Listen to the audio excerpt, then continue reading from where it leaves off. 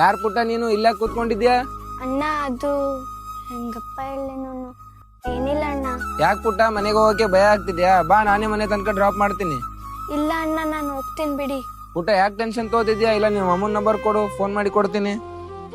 ಸರಿ ಅಣ್ಣ 96111853. ಸರಿ ಅಮ್ಮ ತಗೋ ಮಾತಾಡು. ಹಲೋ ಅಮ್ಮ, ನಾನ್ ಸೃಷ್ಟಿ. ಹಾ ಹೇಳ್ ಸೃಷ್ಟಿ.